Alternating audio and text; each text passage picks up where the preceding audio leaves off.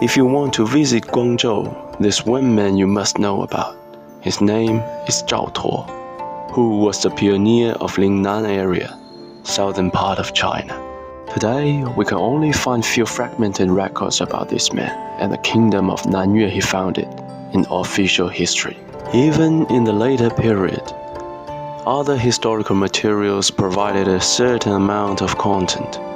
Most of them are similar to what was said by predecessors, far-fetched, and could not withstand deliberation.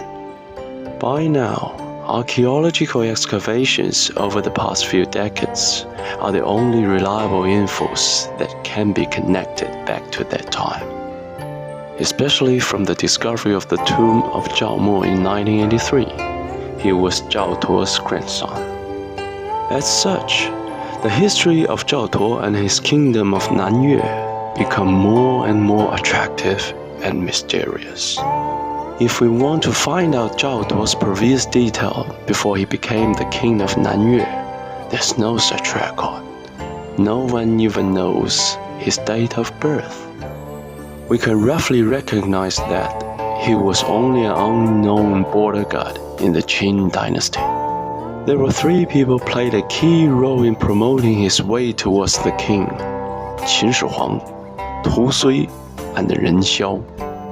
In 221 BC, Qin Shi Huang has inherited the will of his ancestors and finally unified the central plains of China. The ambitious emperor was not satisfied with this. Neither it was to plunder the resources of rhinoceros horn, ivory, pearl, and jade, nor to eliminate the foreign invasion of the Qin Empire and expand the territory.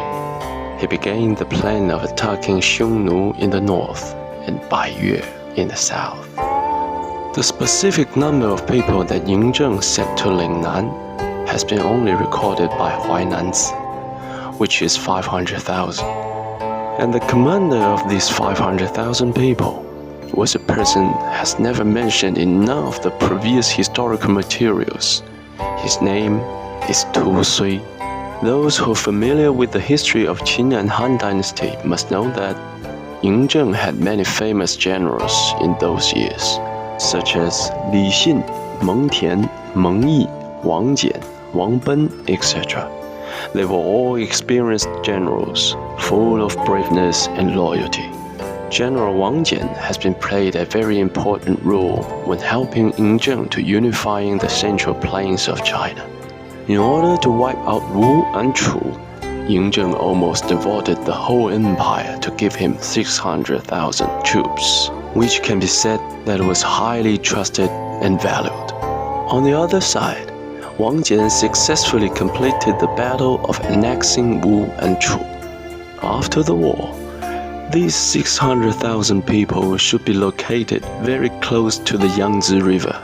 From the perspective of leadership in troops, status in the empire, and personal relations with Ying Zheng, it should be more reasonable to send Wang Jian to Lingnan rather than Tu Sui.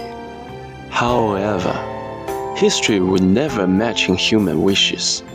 About 219 to 218 BC, Ying Zheng has appointed the obscure general, Tu Sui, to lead those 500,000 people to Lingnan. This decision remained extremely speculative. As for whether it was really 500,000 people, the true number stays unknown.